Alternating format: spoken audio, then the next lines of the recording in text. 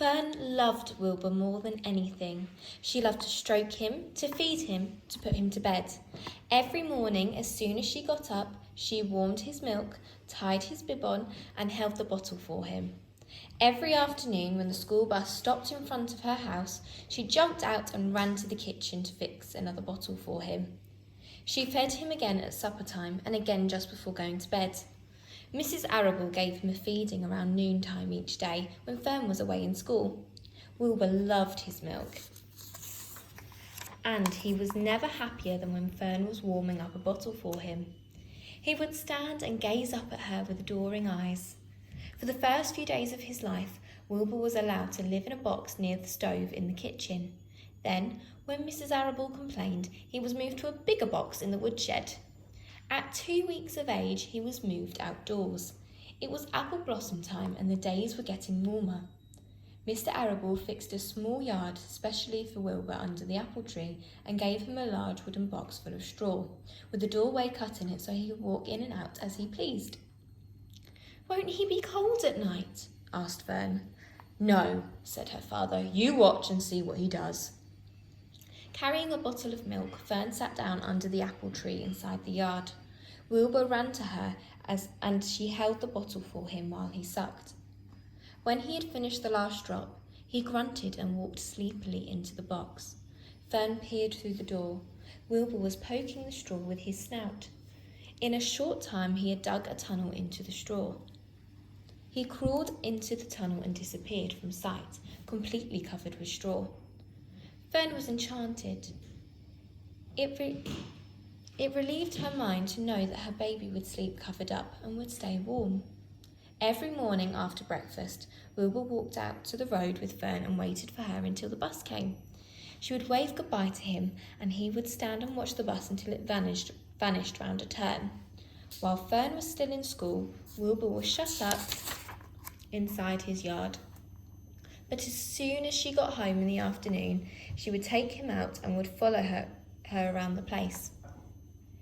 If she went into the house, Wilbur went too. If she went upstairs, Wilbur would wait at the bottom step until she came down again. If she took her doll for a walk in the doll carriage, Wilbur followed along. Sometimes on these journeys, Wilbur would get tired and Fern would pick him up and put him in the carriage alongside the doll.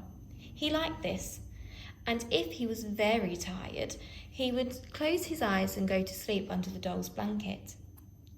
He looked cute when his eyes were closed because his lashes were so long. The doll would close her eyes too, and Fern would wheel the carriage very slowly and smoothly so not to wake her infants. One warm afternoon, Fern and Avery put on bathing suits and went down to the brook for a swim. Wilbur tagged along at Fern's heels. When she waded into the brook, Wilbur waded in with her. He found the water quite cold too for his liking. So, while the children swam and played and splashed the water at each other, Wilbur amused himself in the mud along the edge of the brook, where it was warm and moist and delightfully sticky and oozy. Every day was a happy day, and every night was peaceful. Wilbur was what farmers call a spring pig, which simply means he was born in springtime. When he was 5 weeks old, Mr. Arable said he was now big enough to sell and would have to be sold. Fern broke down and wept, but her father was firm about it. Wilbur's appetite has increased. He was beginning to eat scraps of food in addition to milk. Mr. Arable was not willing to provide for him any longer. He had already sold Wilbur's 10 brothers and sisters. "He's got to go, Fern," he said. "You've had your fun raising a baby pig, but Wilbur is not a baby any longer and has to be sold." "Call up the Zuckermans," suggested Mrs. Arable to Fern. "Your Uncle Homer sometimes raises a pig, and if Wilbur goes there to live, you can walk down the road and visit him as often as you like." "How much money should I ask for him?" Fern wanted to know. "Well," said your father, "he's a runt. Tell your Uncle Homer you've got a pig I'll sell for $6. I'll see what he says."